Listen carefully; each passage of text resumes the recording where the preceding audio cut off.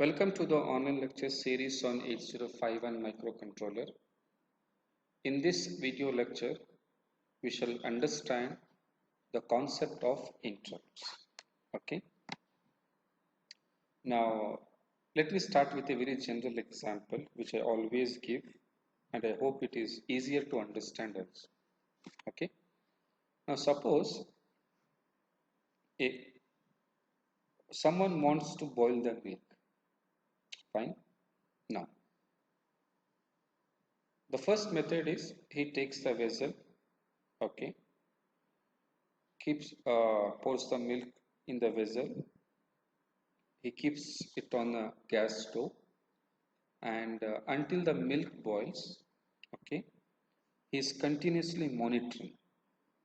He is not doing any other job apart from seeing whether the milk has boiled or not. Fine. So when the milk boils, he will switch off the stove.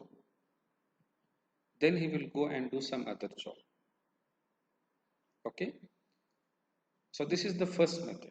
So in this method, let us imagine that person is your processor. Okay. So as in this example, until the milk boils, you are not doing any other work except that you are continuously polling whether the milk has boiled or not.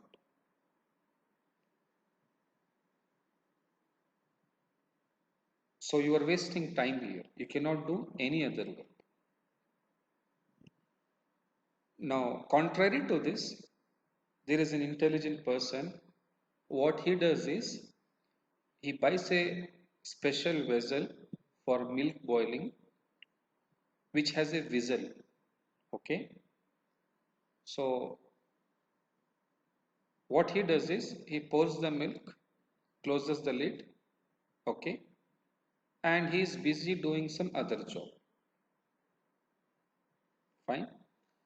Now so how does this vessel, milk boiling vessel work will? So when the milk boils, okay, it will give a whistle, okay. So he has kept the milk and he has forgot. He is not looking whether the milk is boiling or whether the milk has boiled or not. Now he is busy in some other work. He is cutting the vegetables. He is cooking something else. Now when the milk boils, listen to this example carefully. When the milk boils, it will whistle. Okay.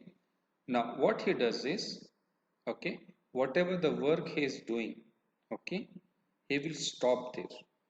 And also he will remember where he has stopped. After stopping that work, now he will go to the milk, okay, and now he will switch off the stove, and after doing this job, okay, he will come back again and resume the work where he has left. Okay. Now that whistle which was given by that milk boiler, it is nothing but an interrupt.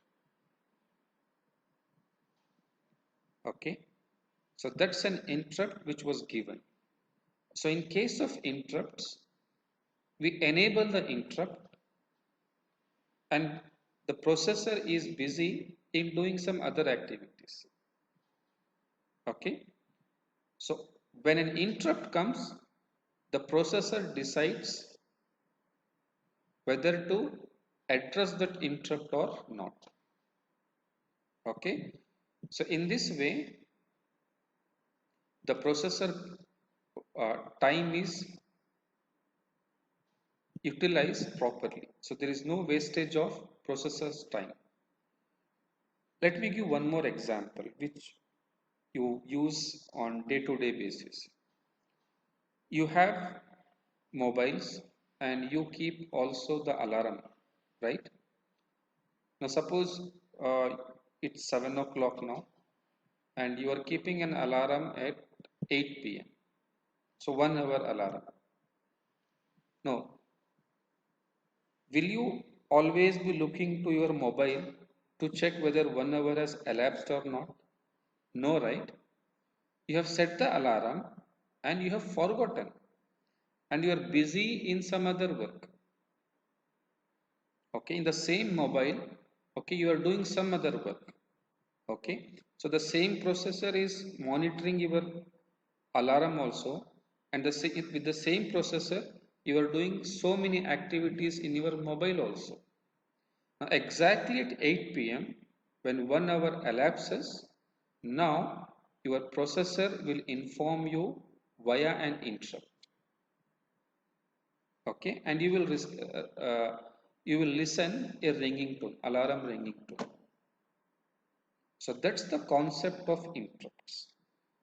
Okay, until now, whatever the programs we have written using polling method. But practically, not even a single program is written using polling method. All the programs are written using interrupts only. It's not just are written, they should be written only using interrupts. Okay.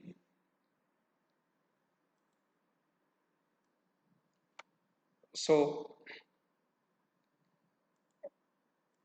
how do you define an interrupt is? An interrupt is an event. Okay. So it may be an external event or it may be an internal event. Okay. But an interrupt is asynchronous. Asynchronous means there is no fixed time when an interrupt will occur. So that's why we say an interrupt is an asynchronous event that requires the service of your processor. Okay, that requires service of your processor. And when an interrupt occurs, okay, the processor stops executing, it saves its context. Okay, then it branches to a set of instructions which we call it as interrupt service routine, ISR. Okay, then it will execute the interrupt service routine, and the last instruction in the ISR is always interrupt return, I return. Okay, now the actions taken by the CPU when an interrupt occurs are exactly similar to your call instruction.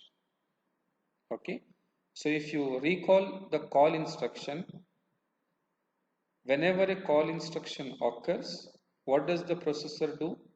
It saves the address of next instruction onto the stack.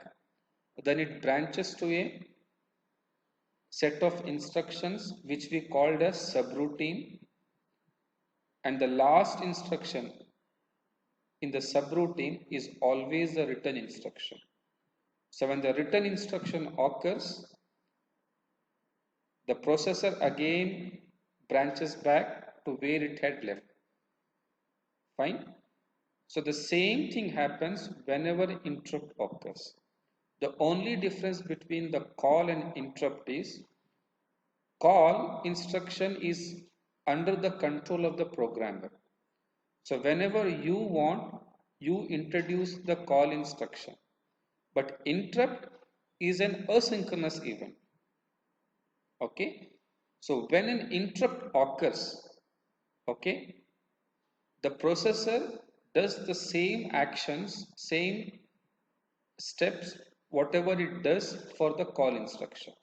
So when an interrupt occurs, the processor saves the address of the next instruction onto the stack, and now it branches to a new set of instructions which now we call it as interrupt service routine. In short form, we call it as ISR. Okay. So in the ISR, you will write the code or the action to be taken for the interrupt which has occurred. Okay. And after executing the ISR, the last instruction is your I return instruction. Okay, let me give one practical example. Suppose you have a fire alarm.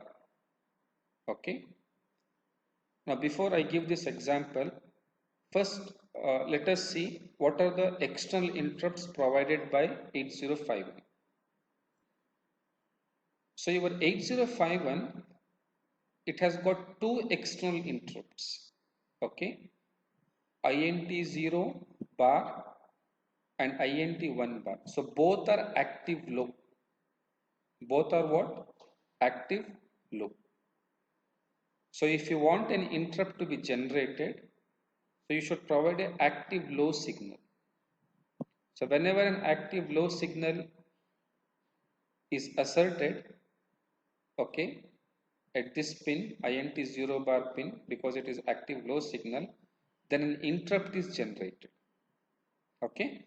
Now let us assume you have a fire alarm which is connected to, the output of which is connected to this INT0 bar pin. Okay. And you have designed the hardware in such a way that when there is no fire, you will be always receiving an active high signal. So when INT0 bar is receiving active high signal, so it is basically logic 0. So it is basically disabled. It is not asserted. So there will be no interrupt. So by default, when there is no fire, okay, so the electronic circuitry you have designed in such a way that when there is no fire, so you will always receive an active high signal. But when the fire is detected, okay, so the sensor will detect the fire, and when the fire is detected, you will make that high signal to low. As soon as you make that high signal to low, okay, interrupt will be detected. Okay, so when the interrupt will be detected, what will the processor do? The processor, it stops the current execution, saves the address of the next instruction onto the stack by executing two push operations. Then it will branch now to the interrupt service routine, which we call it as ISR. Now in the ISR, appropriate actions are taken. What actions we will take? Now there is a fire, so you may generate an alarm.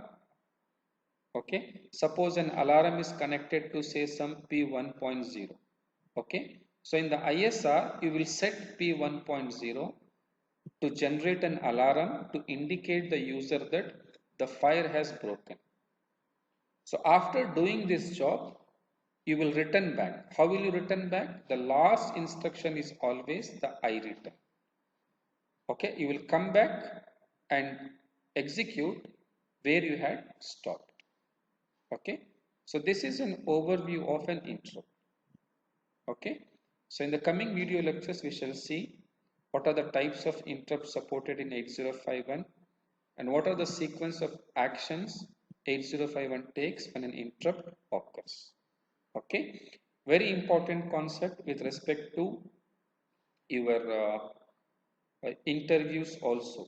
Okay, so an interrupt is a external event which can be external. An interrupt is an event whether it can be an internal or external, but it is asynchronous and it requires the service of the processor. Okay, thank you.